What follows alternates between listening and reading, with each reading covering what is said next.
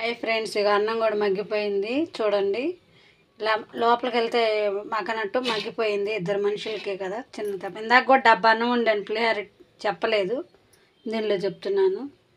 Hi friends, కూరకి శనగ నూనె వాడతాను చూడండి. ఈ శనగ నూనె వాడతాను, కూరలు రుచిగా ఉంటాయి. ఎక్కువ వేసుకునే వాళ్ళు కొంచెం వేసుకున్నా వండుకోండి, బాగుంటుంది. ఉల్లిపాయలు, పచ్చిమిరకాయలు, చికెన్ వండుతున్నా చూడండి. చికెన్ కడుక్కొని పెరుగు, ఉప్పు, పసుపు వేసుకొని పొయ్యి మీద పెట్టి వాటర్ కూడా పోయలేదు, ఆ వాటర్తోనే ఇంకిపోయింది. ఇది కూర వండుకుంటే బాగుంటుంది అన్నమాట. ఉల్లిపాయలు వేగిపోయింది, కూర వేసుకున్నాం. అల్లం వెల్లుల్లిపాయ, ఉల్లిపాయ, పచ్చిమిరకాయ వేసుకున్న ముద్ద, పసుపు, ఉప్పు. చూడండి, ఎక్కువ శాతం కళ్ళుప్పు వాడడానికి ప్రయత్నించండి. సాల్ట్ కన్నా వేపుళ్ళు అంటే తప్పదు, కళ్ళుప్పు వాడడంలో చాలా మంచిది. కూరలు కూడా రుచిగా ఉంటాయి. చూడండి, ఉల్లిపాయ, పచ్చిమిరకాయలు వాటర్తోనే సగం మగ్గిపోద్ది. ఉడకబెట్టుకున్నాము కాబట్టి కూర ఉడకబెట్టుకోవడం అంటే చికెన్ నీరుతోనే ఉడికింది కాబట్టి ఇందులో ఎసర నీళ్ళేం లేదు. ఇలా వండుకోవడంలో 2-3 రోజులైనా ఉంటుంది కూర. అయినా ఎండాకాలం కాబట్టి ఒక్కరోజు ఉన్నా చాలు మనకి. ఇప్పుడు నూనె తక్కువ వేసుకొని కూరలు వండుకొని ఎండాకాలం చికెన్ ఎక్కువ తినకూడదు కూడా. ఇలా ఒక్క పూటకో ఒక రోజుకి వచ్చేటట్టు చేసుకోండి. చూడండి, 3 వంతులు ఉడికిపోయింది. కారం వేసుకున్నాం. రోజు తక్కువ వేసిద్ది ఎక్కువ వేస్తుంది ఏంది అనుకుంటున్నారా? కారం చికెన్ నీసు కదండి, నూనె కారం కొంచెం ఎక్కువగానే ఉంటుంది. దానివల్లే కదా కూర టేస్ట్ ఉంటుంది. చూడండి,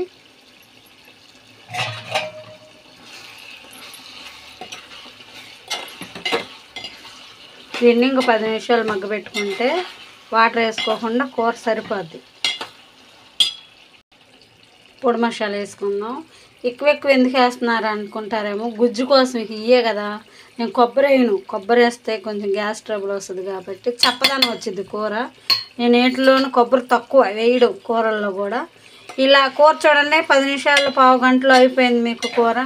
చక్కగా ఉంటుంది. నేను నా వంటలు చూసిన వాళ్ళు తొందరగా వంటలు వస్తాయి. ముందు సింపుల్గా చేసేస్తాను వంట, నేను తొందరగా అయిపోద్ది. మీకు ఈ చిట్కా ఏందో తెలుసా? నూనె ఎక్కువ వేయడంలో తొందరగా నూనెలోనే మగ్గిపోద్ది కాబట్టి కూర కూడా తొందరగా అయిపోద్ది.